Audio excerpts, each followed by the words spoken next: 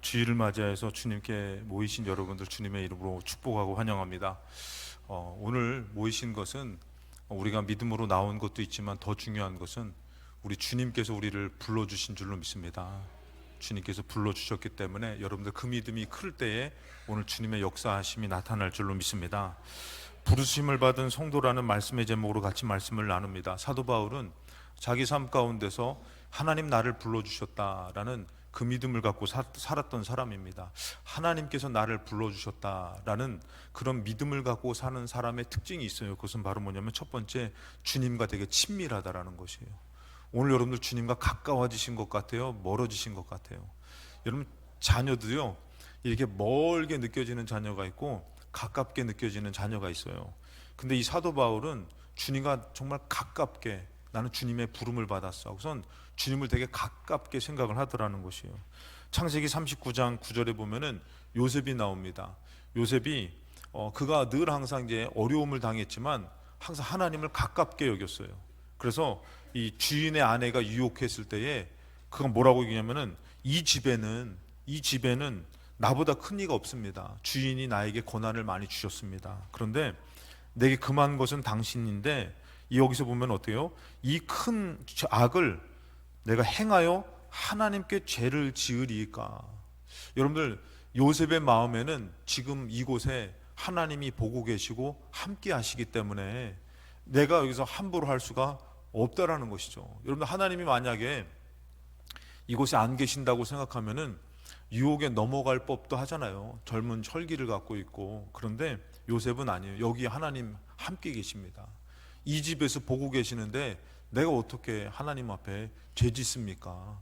그러니까 여러분들 그렇잖아요. 여러분들 이제 우리가 몰래 안 보이는 데서는 죄를 지을 수 있어도 밝은 곳에서는 죄를 지을 수가 없잖아요. 그래서 요셉은 이곳에 하나님이 함께 하십니다.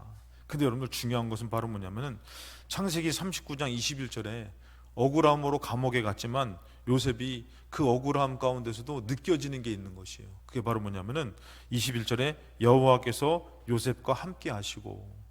여러분들 내가 하나님을 의지하는 게 클까요? 아니면은 하나님이 나를 붙잡아 주시는 게 클까요? 여러분 하나님이 붙잡아 주시는 게 더 커요. 하나님이 함께 하시는 게 더 친밀하셔요. 내가 아무리 그래도 여러분들 생각해 보세요. 부모님이 나를 더 사랑하시죠? 내가 부모님을 더 사랑하지는 못해요. 그것처럼 이 부모님이 나를 더 사랑하는데 내가 사랑하는 것은 부족하지만 부모님 사랑을 내가 하면은 부모님 사랑이 더 큰 사랑을 더 크게 받을 수가 있는 것이잖아요. 요셉도 마찬가지예요. 감옥에 가서 깨달은 게 뭐냐면은 내가 주님 의지하는 것보다 주님이 함께 하시는 그 은혜가 더 크다라는 것이에요. 그것으로 이겨내더라는 것이죠. 여호와께서 요셉과 함께 하시고 그에게 인자를 더해서 간수장에게 은혜를 베풀어 주셔요. 그러니까 감옥에 가서도 요셉이 거기서 다 피할 길이 있고 살 길이 있는데 22절에 간수장이 옥중 제수를 다 요셉의 손에 맡기고 요셉에게 일임을 해줘요. 그래서 23절에 보면은 간수장은 그의 손에 맡긴 것을 무엇이든지 살펴보지도 않았어요. 그러니까 요셉이 그 감옥에서도 어떻게 해요? 견뎌낼 수가 있는 것이에요. 그러니까 그것은 왜 그러냐면은 이는 여호와께서 요셉과 함께 하심이라 그랬어요. 그러니까 내가 하나님을 의지하는 것보다 주님이 함께 하시는 것이 더 크다라는 것이에요. 그러니 여러분도 우리의 마음 가운데서 내가 주님 사랑합니다 얘기할 때에 여러분 그거 틀린 말 아니에요. 그런데 하나님 사랑이 더 크다라는 것이에요. 그래서 그것을 깨달은 이 사람은요, 이 하나님과 어떻게 더 가깝게 하나님을 더 찾게 되는 것이에요. 그래서 하나님께서 이제 사도 바울이 깨달은 게 바로 뭐냐면은 에베소서 2장 13절에 이제는 전에 멀리 있던 너희가 그리스도 예수 안에서 그리스도의 피로 가까워졌다. 어느덧 내가 보니까 우리는 예수님의 피로 하나님과 참 가까워졌다라는 것이에요. 여러분들 만약에 하나님께서 오늘 와가지고 여러분들 하나님 제가 예배드려요, 저 사랑하셔요 라고 물어보시면은 하나님 뭐라고 답하실 것 같아요? 하나님 나와 함께 하십니까? 라고 물어보시면 하나님 뭐라고 답하실 것 같아요? 하나님은 내가 너를 사랑하고 지금도 함께 하고 있다라고 말해요. 그래서 여러분 이 사도 바울이 깨달은 게 우리가 하나님과 가까워지더라. 하나님의 부름을 받고 우리가 하나님과 가까워지는데 24절에 그는 우리의 화평이신지라 둘로 하나를 만드사 원수된 것 곧 중간에 막힌 담을 자기 육체로 허셨다. 그래서 예수님으로 하나님과의 관계가 이렇게 막힌 담이 헐어지면서 이렇게 하나가 됐다라는 것이에요. 이제 여러분들 눈치 보는 것이 아니라 하나님 사랑하면 된다라는 것이에요. 그 성경에서 뭐라고 하면은 16절에 또 십자가로 이 둘을 한 몸으로 하나님과 화목하게 하려 하심이라. 그러니까 여러분들 우리가 하나님 눈치 보며 살면 안 돼요. 여러분들 예를 들어서 자녀가 배가 고파서 냉장고를 문을 열 때 부모님 눈치를 보면서 먹어도 돼요? 열어봐도 돼요? 뭐 그러면 여러분들 얼마나 그 자녀가 참 불행해요. 아버지 거 어머니 거 내 것처럼 여겨서 나 이것도 먹어도 돼요 하면 어떻게 해요? 그거 거절할 부모는 없으시잖아요. 그렇죠? 몇 분은 거절을 몇 번 하셨던 것 같아요. 그러니까 그것처럼 어느덧 예수님으로 하나님과 화목하게 됐다라는 것이에요. 여러분들이 하나님을 찾을 때에 나를 사랑하는 하나님을 찾아야지, 나를 벌 주시고 나를 싫어하시는 하나님으로 여겨지시면은 하나님이 그거 되게 싫어하셔요. 나는 너를 사랑하는데, 나는 너를 이뻐하는데. 자, 우리 옆에 분과 한번 다시 한번 인사하실 때에 눈에 넣어도 안 아프신 분입니다. 하나님은 여러분들을 눈에 넣어도 안 아픈데 말도 못하고 하나님 앞에 사랑한다고 고백도 못하고 하나님을 멀게 여기면은 하나님 그게 서운하신 것이에요. 네 어려움을 왜 나한테 얘기 못하느냐, 내가 너를 사랑하는데. 그래서 사도 바울은 우리 하나님과 화목해야 됩니다. 그러고서 뭐라고 하면은 18절에 보니까 이는 그로 말미암아 우리 둘이 한 성령 안에서 아버지께 나아감을 얻게 하려 하심이라. 그래서 우리는 오늘도 하나님이 여러분을 사랑해서 불러주신 것이에요. 그래서 하나님께 나아감을 얻게 된 것이에요. 이 시간을 통해서 어떻게 되느냐, 우리가 이게 사도 바울이 고백한 것은 뭐냐면 19절에 그러므로 이제부터 너희는 외인도 아니다, 나그네도 아니고 왔다 가는 손님도 아니고 오직 성도들과 동일한 시민이요 하나님의 권속이다 그랬어요. 권속이라는 것은 가족이라고 얘기해요. 가까운 가족을 얘기하는 것이에요. 그러니까 오늘 여러분들이 낯선 손님으로 오신 분도 그런 마음이 있는 사람도 있을 것이에요. 그것이 아니라 내 집에, 내가 내 아버지 집에 아버지랑 화목한 가운데 왔습니다. 그래서 하나님의 부름을 받았던 사도 바울이 이 하나님과 얼마만큼 더 가까워졌느냐, 로마서 8장 15절에 뭐라고 하면은 하나님을 나는 우리가 아빠 아버지라고 부르짖습니다 이렇게 얘기해요. 육신의 아버지와 육신의 어머니는 좀 문제가 있을 때가 있어요.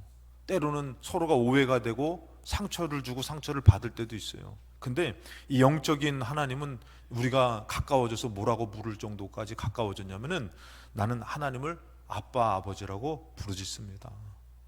여러분들 제가 이게 보니까 제가 우리 애가 막내 애가 꼬마였을 때 저한테 그러더라고요. 아버지 그러더라고요. 참 낯설더라고요. 그 꼬마가 아버지 그러니까 아빠라고 부르는 거.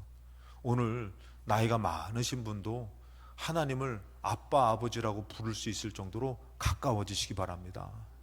하나님의 진짜 부르심을 받은 성도는요 하나님을 멀게 여기지 않아요. 그래서 때로는 기도할 때 천지 만물을 지으신 하나님, 막 창세기부터 요한계시록까지 기도하시는 그 기도도 있을 때가 있지만 하나님의 부름을 받은 사람, 나를 불러주신 하나님 앞에 아빠 아버지라고 부를 수 있는 은혜가 여러분들에게 충만하시기 바랍니다. 갈라디아서도 사도 바울이 얘기해요. 너희가 아들이다, 자녀다. 하나님이 그 아들의 영을 우리 마음 가운데 보내주셨는데 우리가 어떻게 불러야 된다고요? 아빠 아버지라고. 한번 우리 다 같이 한번 따라해 보실까요? 하나님 아빠 아버지. 아이고, 우리 나이 드신 분들은 아빠라는 게 참 어색할 수 있지만 하나님은 그걸 듣고 싶어 하셔요. 내가 불렀는데 여러분들 연약한 자가 하나님 앞에 와서 아버지라고 부르는 사람도 있지만 어떻게 해요? 사도 바울은 나는 하나님을 아빠 아버지라고 부른다. 그래서 연약한 자가 와서 오늘도 하나님 아빠 내가 왔어요. 하나님은 우리를 불러주시고 그 소리를, 그 마음을 받기를 원하셔요. 여러분들 하나님의 부름받은 성도로서 하나님과 가까워지시기 바랍니다. 그래서 숨기지 마시고 연약한 가운데, 부족한 가운데 아빠, 아버지를 의지하시는 성도가 되시기를 주님의 이름으로 축복합니다. 하나님을 부름받은 성도는요, 부르심을 받은 성도는요, 이 사도 바울은 어떤 믿음을 갖고 있었냐면은 주님께서 직접 나를 부르셨다, 이 마음을 가졌어요. 다른 사람 때문에가 아니라 하나님이 직접 나를 불러주셨다. 오늘 여러분들 목사님이 불러서 온 거예요? 장로님이 불러서 온 것이에요? 권사님이 불러서 온 것이에요? 아니면은 하나님이 불러서 오신 것이에요? 어떤 믿음을 하나님 기뻐하실 것 같아요? 사도 바울은요, 신앙생활하면서 나는 누구 때문에가 아니다, 나는 하나님이 나를 불러주셨기 때문에 나는 그 은혜로 내가 주의 사도로 부름받아서 삶을 산다. 로마서 1장 1절에 예수 그리스도의 종 바울은 사도로 부르심을 받았다. 나는 다른 사람이 아니다. 난 주님의 부름받은 주님의 종이자 주님의 부름받은 사도다. 고린도전서 1장 1절에도요, 하나님의 뜻을 따라 그리스도 예수의 사도로 부르심을 받은 바울, 자기를 얘기고 그 다음에 형제 소스데는 항상 이 고백을 해요. 나는 하나님의 부름을 받아서 사도가 됐지, 나는 하나님의 부름을 받아서 성도가 됐지, 이것에 흔들리지가 않더라는 것이에요. 제가 목사가 됐는데 목사님 어떻게 목사님이 되셨습니까? 저한테 물어보신다면은 어떻게 살다 보니까 어떻게 이렇게다가 어떻게 여기까지 왔네요. 뭐 어쩌다 보니까 목사가 됐네요. 이게 맞아요, 여러분들? 아니면은 저는요, 어렸을 때부터 하나님께서 태어나기 전부터 저를 택하시고 저를 목사로 세워 주셔가지고 제가 목사가 됐습니다. 어떤 것을 하나님께서 더 기뻐하실 것 같아요? 여러분들, 주님이 분명히 불러주셨는데 우리가 부름받은 성도라고 얘기하면서 주님과 무관하게 여기면 안 된다는 것이. 주님이 여러분들을 모르는 게 아니에요. 주님은 제가 목사 될 줄을 알았어요. 주님은 지금 여러분들이 여기서 예배 드릴 줄을 알고 계셔요. 왜? 주님이 부르셨기 때문에. 그 사도 바울은 항상 내가 종된 것은 주님의 부름 때문에, 주님이 나를 직접 불러주셨다. 그리고 고린도전서 아까 전에 읽었지만 하나님의 뜻을 따라 그리스도 예수의 난 사도가 된 것이다. 하나님의 뜻이 있었다.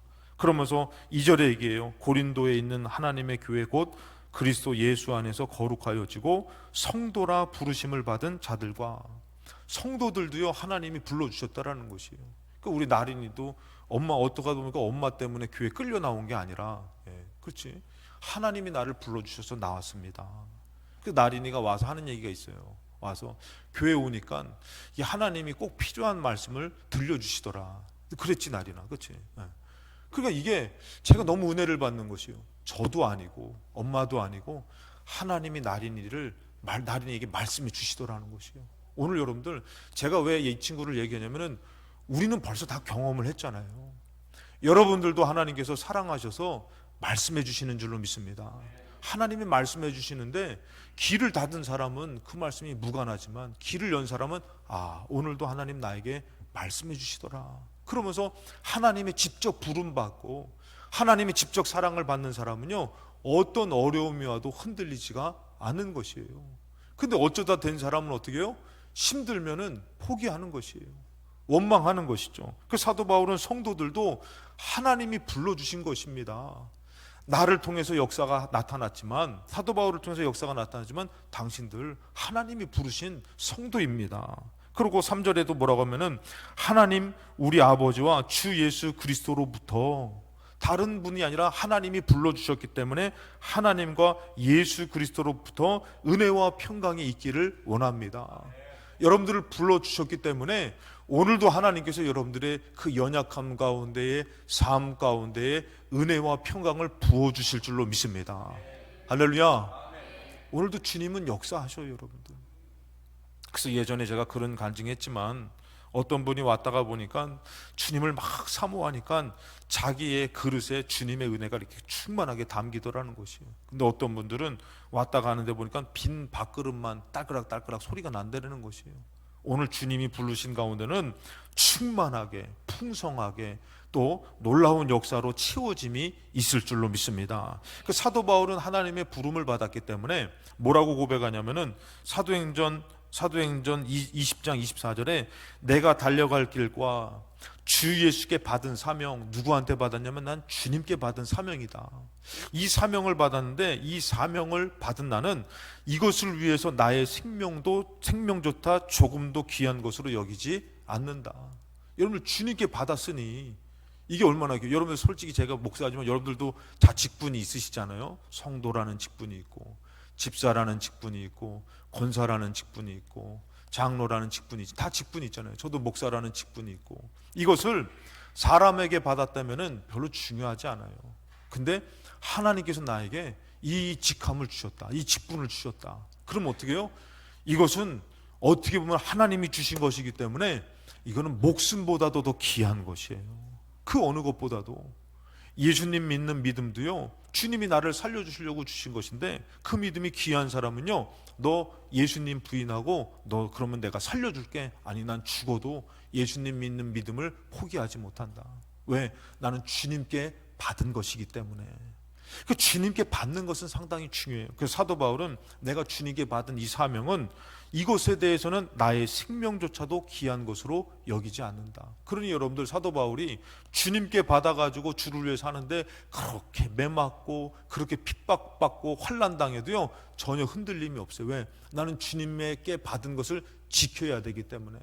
여러분들 오늘도 주님의 부름받은 여러분들이 오늘 주님이 여러분들을 꼭 붙잡아 주심을 믿고 아무리 어려워도 흔들리지 않는 부름받은 성도의 믿음을 지키시기를 주님의 이름으로 축복합니다. 그래서 사도 바울은 꼭 고백해요. 갈라디아서 1장 1절에도 이것은 사람들에게서 난 것도 아니다. 사람으로 받은 것도 아니다. 여러분들, 제가 여러분들도 마찬가지지만 여러분들이 직분을 받을 때 하나님 모르시겠어요? 그리고 하나님이 원치 않으시겠어요? 여러분이 받으실 때 뭐라면 사람들에게 난 것도 아니다. 사도 바울처럼 사람으로 말미암은 것도 아니다. 그러면서 뭐라면은 하나님 아버지로 말미암아 사도된 나다. 이렇게 얘기해요. 여러분 사도 바울의 삶 가운데서 이 사도의 직분에 대해서 여러 어려움들이 있었어요. 그렇지만 사도 바울은 항상 거기에 흔들리지 않았던 것은 뭐냐면은 사람에게 받은 것도 있지만 중요한 것은, 더 중요한 것은 나는 하나님께 받아 사도가 됐다라는 것이에요. 그렇기 때문에 사도 바울은 흔들리지가 않더라는 것이에요.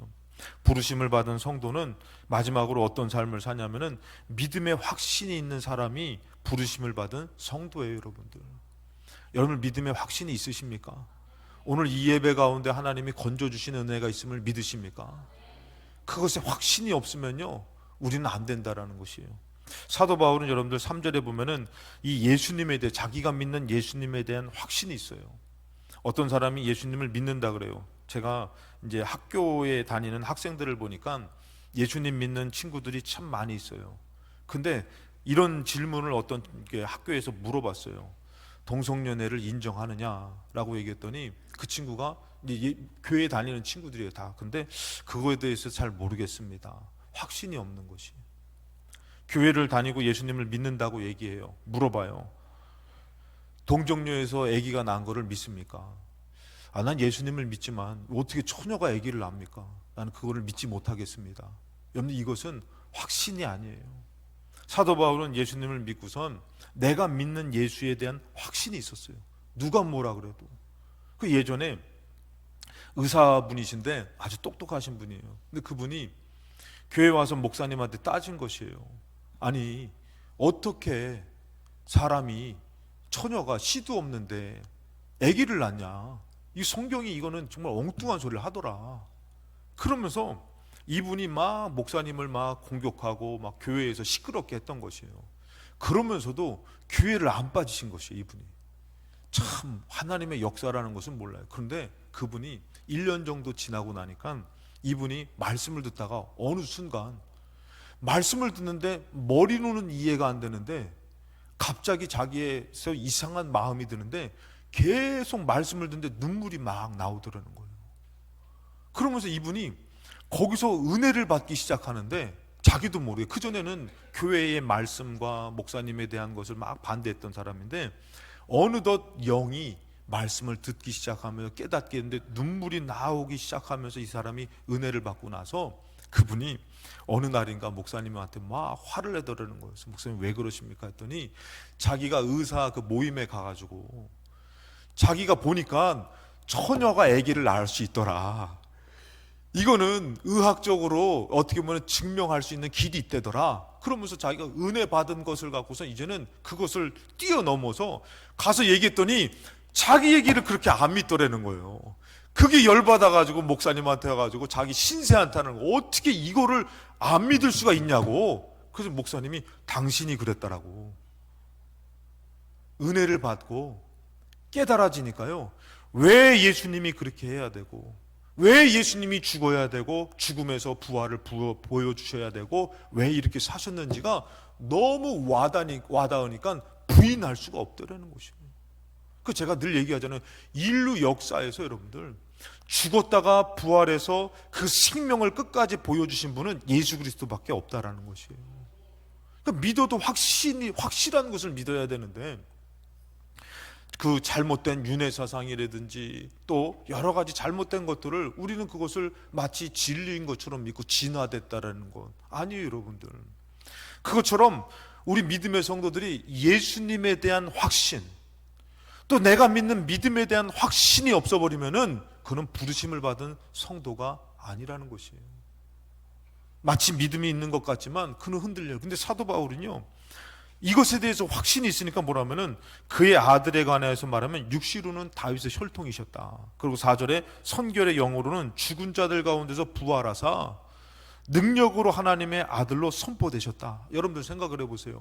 예수님 왜 믿어야 돼? 예수님 죽었다 살아나서 부활하신 분이야. 여러분 이 얘기를 하면은 다른 사람들이 믿어요, 안 믿어요? 아 그래? 나도 예수님 믿어야지. 그래요, 안 그래요? 안 그래요. 근데 중요한 것은 뭐예요? 내 마음에서 이 예수님에 대한 확신이 있냐 없느냐, 이게 먼저 중요한 것이에요. 내 마음에서 이런 확신도 없으면서 내가 부름받았다라는 성도로 살 수가 있겠냐 이거예요. 여러분들, 예수님이 죽은 자 가운데서 우리를 나의 죄를 위해서 죽으셨고 나를 위해서 그 생명을 보여주시며 부활 승천하신 줄로 믿습니다. 이 믿음에 대한 확신을 가지시기 바랍니다. 그 사도 바울은 이 예수님이 선포됐고 그 다음에 5절에 그로 말미암아 우리가 은혜와 사도의 직분을 받아 그의 이름을 위하여 모든 이방인 중에서 믿어 순종하게 한다. 내가 전하는 것, 내가 하나님을 나타내는 것은 하나님이 나에게 주신 그 직분을 따라서 내가 전하지만 이제 하나님께서 이 복음 가운데 놀랍게 역사가 나타날 것이다. 모타라는 섬을 갔는데요, 거기에 이제 광풍으로 인해서 사도 바울이 들어갔던 그 섬이에요. 그가 잠깐 들어가서 그 복음을 전했어요. 근데 그 복음의 역사가 지금은 그 섬 안에서의 90% 이상이 하나님을 믿는 사람이라는 것이에요. 깜짝 놀랐어요. 여러분, 누구의 믿음이 진짜입니까? 안 된다는 믿음이 아니라 이 예수님을 전할 때에 이 예수님을 그들이 믿어서 예수님을 믿고 예수님 믿는 사람으로 순종하게 된다. 사도 바울은 이 믿음에 대한 확신이 있었어요. 그리고 흔들리지 않는 것이에요. 로마서 1장 7절에도 고백합니다. 로마에서 하나님의 사랑을 받고 성도로 부르심을 받은 모든 자에게, 성도로 부르심을 받은 모든 자에게 하나님 우리 아버지와 주 예수 그리스도로부터 은혜와 평강이 있기를 원합니다. 여러분들, 사도 바울은요, 하나님이 분명히 하나님의 부름받은 사람들에게 은혜와 평강을 줄 줄로 믿고 산 사람이라는 것이에요. 여러분들, 우리가 오늘 다른 중요한 것 있지만 내가 주님을 찾아 나와 예배를 드릴 때에 주님의 놀라운 역사가 나타날 줄로 믿는 믿음에서 여러분 흔들리지 마시고 확신을 가지시기 바랍니다. 사도 바울은 그래서 여러분들 1장 16절에도 고백하는 게 뭐냐면 내가 이 복음 부끄러워하지 않는다. 여러분, 우리가 예수님 전하는 것 때로는 부끄럽잖아요. 근데 이 사도 바울은 나 이 복음 부끄러워하지 않는다. 왜냐하면은 이 복음은, 이 말씀은, 이 정말 구원의 소식은 모든 믿는 자에게 구원을 주신 하나님의 능력이 되기 때문이다. 놀라운 역사를 경험한 것이에요. 그러니까 사도 바울은 어때요? 이것에 대한 믿음이 확실해요. 그러니까 이 사람이 듣든지 믿든지 안 믿든지 하나님은 역사하실 줄로 믿고 어떻게 해요? 구원의 능력이 될 줄로 믿고 선포하고 이 복음을 부끄러워하지 않고 귀하게 여기더라는 것이에요. 오늘도 여러분들이 그 믿음을 가지면 반드시 우리 삶 가운데 주님 역사하실 줄로 믿습니다. 그 사도 바울은 이 확신이 또 무슨 확신이 있냐면은 2장 6절에 로마서 2장 6절에 하나님께서 각 사람에게 행한 대로 보응해 주신다. 여러분 이것을 믿어요. 사도 바울은 그래서요 이것을 믿으니까 어떻게 해요? 7절에 참고 선을 행하여. 참고 선을 행하는 것이에요.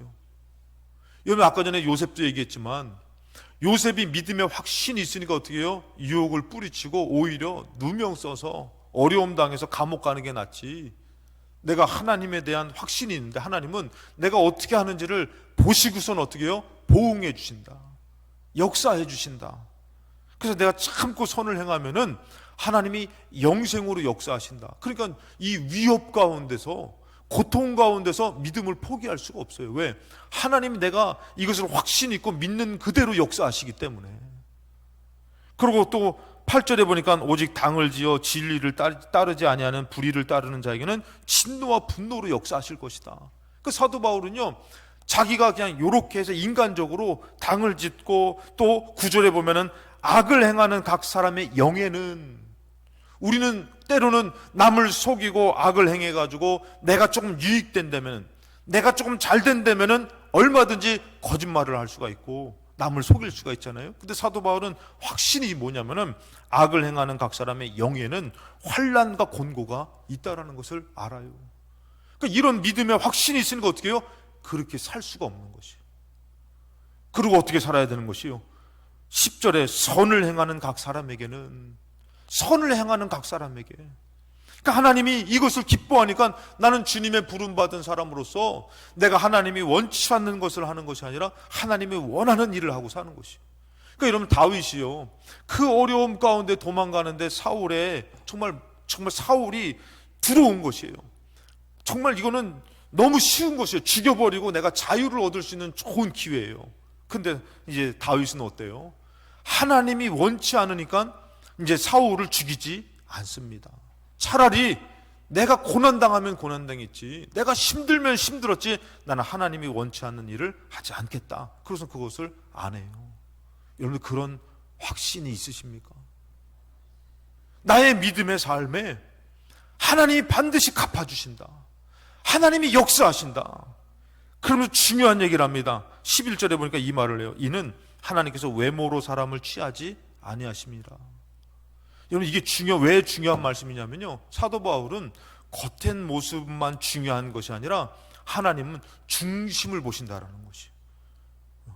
다시 한번 우리 옆에 분과 인사하시죠. 주님의 이름으로 사랑합니다 라고 인사하시겠습니다. 잘 보세요 여러분들. 어느덧 앉은 데 보니까 불편한 사람하고 같이 앉았어요. 목사님이 옆 사람하고 인사를 하니까 안 할 수는 없어요. 그래서 어떻게 해요? 주님의 이름으로 사랑합니다 라고 얘기하는데 마음은 뭐예요? 불편한 것이요. 아유, 너가 잘 되면은 진짜 안 된다. 겉으로는 사랑한다고 얘기하는데 속으로는 미워할 수 있어요. 겉으로는 주를 위해 살아가는 것 같지만 속으로는 불신하며 불평할 수 있어요. 그 사도 바울은 그거예요. 하나님 사람의 외모를 취하지 않는다. 그 사도 바울은 어떻게 해요? 안에서부터 내 안에서부터 예수님을 믿는다고 할 때 믿음의 행위만이 아니라 내 안에서 진실하게 주님을 믿는 믿음으로 겉의 모습이 아니라 여러분들 이게 중요한 것이에요. 얼마든지 거짓된 말을 할 수 있어요. 거짓된 행동을 할 수 있어요. 근데 사도 바울은 하나님은 외모를 보지 않는다. 겉의 모습을 보지 않는다. 중심을 보신다. 그래서 사도 바울은 이 안에서부터 아무리 어려워도 나는 주님의 부름을 받았는데 내가 이 겉의 모습이 아니라 내가 아무리 어려워도 이 안에서 내가 감사해야지 하면요 매를 맞으면서도 이 안에서부터 감사합니다. 감사합니다. 그랬던 사람이 사도 바울인 것이에요. 주님의 부름을 받은 사람은요 이렇게 살아야 될 줄로 믿습니다. 겉의 모습이 아니라 이것저것 따지고 원망하는 것이 아니라 감사하기로 했으면은 주님의 부름을 받았으면 어떤 어려움이 와도 주님 감사합니다. 그래서 여러분, 사도 바울은 여러분들 디모데 후서 4장 6절에 얘기하는 것이에요. 전제와 같이 내가 벌써 부어지고 나의 떠날 시각이 가까웠다. 나는 선한 싸움을 싸우고 나의 달려갈 길을 마치고 믿음을 지켰다. 나는 어떤 믿음으로 살았냐면은 8절에 이제 후로는 나를 위하여 의의 면류관이 예비됐다. 그러니까 사도 바울은 어려워도 이것을 포기하고 살 수가 없어요. 이 믿음을 갖고 살아야 되는 것이요. 그러면서 우리한테도 얘기하잖아요. 주의 나타나심을 사모하는 모든 자에게 해당되니 여러분들, 우리는 하나님의 부름받은 자로서 아무리 어려워도 불만불평하지 마시고 주님을 신뢰하시며 믿음을 지키고 살아야 될 줄로 믿습니다. 그렇게 말하는 것이에요, 여러분들. 그래서 사도 바울의 삶을 보면 여러분들, 사도행전 16장에 바울과 실라가 나와요. 예수님을 전한, 복음을 전한 것, 여러분 이거는 문제될 일이 아니에요. 그런데 여러분들 어떻습니까? 22절에 무리가 일제히, 왜냐하면 이 바울과 실라가 이들이 복음 전하는 것 때문에 자기들이 어려움, 우상 숭배하고 막 이런 것들에 우상을 만들어 팔고 어려움들을 당하니까 이들 고발했어요. 그랬더니 상관들이 옷을 찢어버리고 어떻게 해요? 매로 치라 그랬어요. 그랬더니 23절에 많이 친 후에, 아마 여러분 이때 당시에 지금보다도 정말 여기는 무인격이었어요. 인격적이지 않았을 거예요. 그게 어떻게 해요? 정말 피가 터지도록 때렸을 거예요. 쓰러졌을 것입니다. 아팠을 것입니다. 많이 친 후에 옥에 가두었어요. 그러고선 뭐라고 합니까? 24절에 그가 이러한 명령을 받아 그들을 깊은 옥에 가둬요. 제가 이렇게 사도 바울이 이제 갇혔을 법한 그 감옥 같은 곳에 가봤거든요. 가보니까 여러분들 우리가 생각할 때는 그냥 뭐 좀 괜찮겠지, 아니에요. 더러워요. 냄새 나고 거기서 뭐 똥오줌 다 봐야 되고 아주 힘들어. 약도 없고 제대로 된 음식도 없고 공간은 좁고 거기에 갇혔어요. 근데 더 깊은 곳에 발에 차고를 든들이 치웠어요. 활동이 불편해요. 매 맞아서 피는 흐르고. 그런데 뭐예요? 25절에 한밤중에 바울과 실라가 기도하고 하나님을 찬송하며. 하나님의 부름받은 사람은요, 이것저것 원망하고 따지고 불만불평하는 것이 아니라 뭐예요? 그 어려움 가운데서도 주님은 찬송받기에 합당하십니다. 주님 나에게 힘을 줘서 내가 다시금 주님을 전하고 믿음으로 사는 삶을 살게 하여 주시옵소서. 여러분, 그런 가운데서 여러분도 어떻습니까? 26절에 놀라운 역사가 나타나요. 이에 갑자기 큰 지진이 나서 옥토가 움직이고 문이 곧 다 열려버려요. 하나님의 놀라운 역사가 나타납니다. 모든 사람이 매인 것이 다 벗어져요. 이런 기적이 있더라는 것이죠. 그때 27절에 간수가 자다가 깨어 옥문들이 열린 것을 보고 제수들이 다 도망한 줄로 생각하고 칼을 빼서 자결하려고 그래요. 나 이제 죽었다 이거죠. 나 끝났다 이거죠. 그랬더니 여러분들, 오히려 여러분들, 누가요? 간수장은 죽으려고 그러고 오히려 갇혔던 이 죄인된 바울이 28절에 크게 소리를 질러서 너의 몸을 상하지 하게 하지 말라. 오히려 누가 도와주는 것이에요, 여러분들? 오히려 하나님의 부름을 받고 죄인으로 처박혀 있었던 오히려 사도 바울이 자결하려는 간수장을 도와주고 구원해 주더라는 것입니다. 여러분들, 때로는 우리가 도움을 받아야 될 때가 있지만 주님의 부름을 받은 성도로서 내가 연약하지만 내가 오히려 복음을 전하고 내가 오히려 도와주고 내가 중보해주고. 교회에 가보니까요, 어떤 분들이 얘기를 해요. 목사님, 저는요 돈도 없고 연약한데 제가 할 수 있는 것이 무엇일까요? 그 나가시면 오히려 이분이 더 나눠주고 더 복음을 전해요. 있는 사람이 나눠주는 게 아니에요. 없어도 예수님을 믿는 믿음의 사람이 나눠주는 것이고 섬겨주시고 오히려 도와주는 것이에요. 오히려 사도 바울이 그를 건져줘요. 29절에 간수가 등불을 달라고 하며 뛰어들어가 무서워 떨며 바울과 실라 앞에 엎드려요. 30절에 그들을 데리고 나가 이르되 선생님이여 내가 어떻게 하여야 구원을 받으리이까? 오히려 믿음의 사람들을 잡아놓고 믿음의 사람들을 힘들게 하는 사람들이 오히려 힘세고 구원받은 자가 아니라 예수님을 믿는 믿음으로 흔들리지 않는 사람이 오히려 어떻게 해요? 이 구원을 얘기해 줄 수가 있는 것이에요. 돈이 있어서가 아니에요. 잘나서가 아니에요. 여러분들은 연약하지만 예수님 믿는 믿음에 확신이 있으면은 우린 말할 자격이 있는 것이에요. 오히려 그 말씀 가운데 역사가 나타나는 것이에요. 그 사람이 물어요. 어떻게 해야지 구원받습니까? 31절에 이르되 주 예수를 믿어라. 그리하면 너와 내 집이 구원받으리라. 여러분 솔직히 얘기해서 입장 바꿔서 감옥에 있는 내 꼬락서니와 내 형편 때문에 예수님을 증거할 수 있겠습니까? 아유 예수님 믿다가 어쩌다 내가 이렇게 갇혀 들어와서 억울하게 갇혀 들어와가지고 예수님 믿어도 좋을 거 하나도 없습니다. 이게 부름받은 성도의 모습일까요? 감옥에 간 요셉이 어떻게 해요? 오히려 이 애굽을 구원하는 구원자가 돼버려요. 하나님에 대한 믿음이 있는 사람을 통해서 하나님 역사하시더라는 것이에요. 그 사도 바울은요 매마저도요 나는 주님의 부름받은 성도야, 나는 주님의 부름받은 사람이야, 이 자부심이, 이 자랑이 너무 기쁜 것이에요. 돈으로, 세상의 명예로가 아니라. 그래서 어떻게 해요?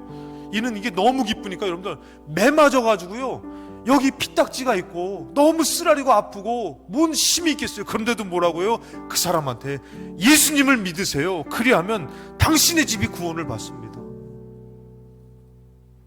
하나님 얼마나 기뻐하실까요? 예전에 우리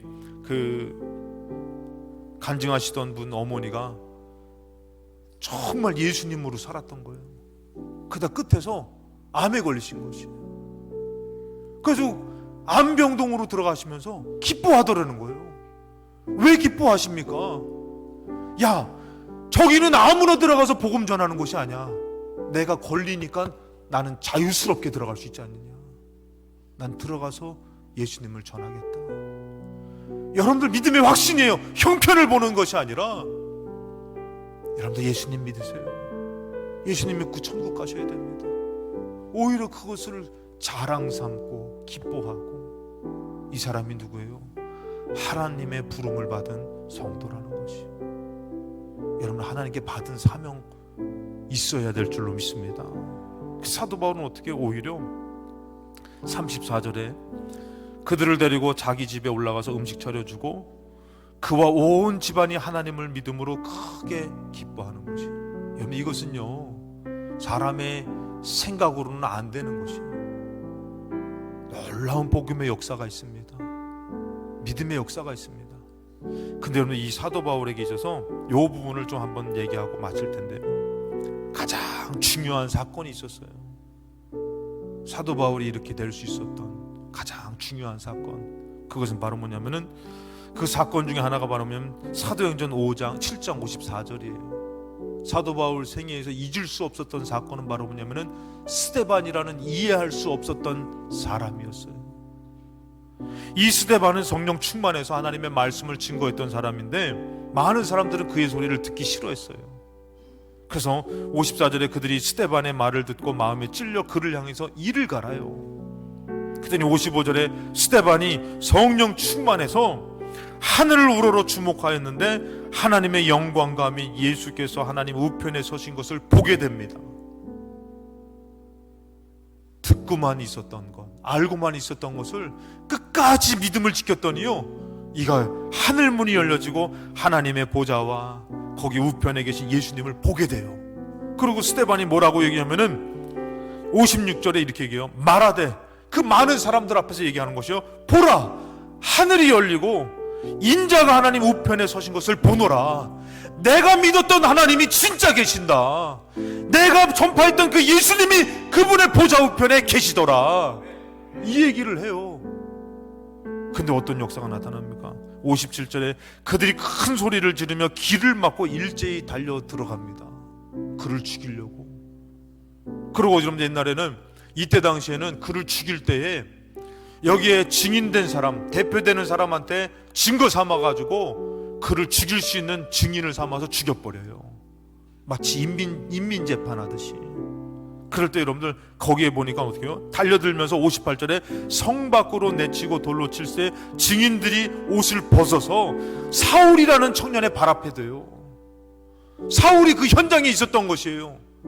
오히려 예수님 믿는 사람을 잡아다 죽였던 사람이 사울이에요. 그러면서 사울이 봤던 게 바로 뭐냐면은 이 스데반을 보는데 뭐예요? 59절에 그들이 돌로 스데반을 치는데 스데반이 부르짖어요. 뭐라고 합니까? 돌 맞아 죽는 사람이 주 예수여 내 영혼을 받으시옵소서. 그러면서 60절에 뭐라고 하면은 무릎을 꿇고 정말 경외하는 마음으로, 겸손한 마음으로 무릎을 꿇고 그 자리에서 뭐라 하면 이르되 주여 이 죄를 그들에게 돌리지 마옵소서.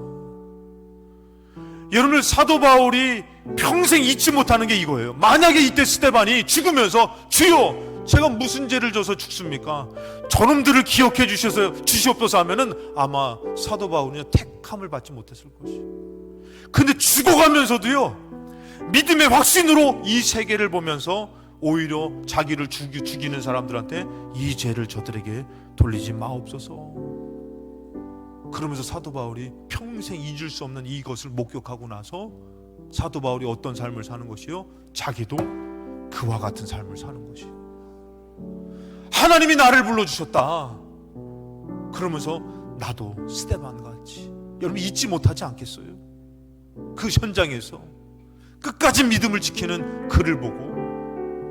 사랑하는 여러분들, 우리도 예수님의 부름을 받고 이 땅에서 성도로 살아갈 때에 믿음의 확신이 없고 염려와 근심으로 살고 신세를 한탄하며 예수님 믿는 것에 대해서 가치를 잃어버린 삶을 살지 마시고, 여러분들 예수님이 정말 가깝게 여겨주시고 하나님을 아빠 아버지라고 부르시며 하나님이 오늘도 나를 불러주셨다. 이 예배 가운데 주님이 내 손을 잡고 이끌어서 나에게 여기에 앉혀주셨다. 나의 인생은 내가 어디를 가든지 주님이 나와 함께 하신다. 이 고백을 할 때에 하나님께서 얼마나 기뻐하시겠습니까? 그리고 고통과 환난과 고난 가운데서도 절대 믿음으로 흔들리지 않고 이 마음에서 중심으로부터 주님, 내가 주님 사랑합니다. 그 고백을 하는 사람에게 반드시 하나님의 뜻이 하늘에서 이루어진 것 같이 땅에서 이루어질 줄로 믿습니다. 여러분들의 신세를 보지 마시고 불러주신 하나님을 바라보시면서 믿음으로 살아가는 우리 평신도 되시고 우리 성도님들 되시기를 주님의 이름으로 축원합니다.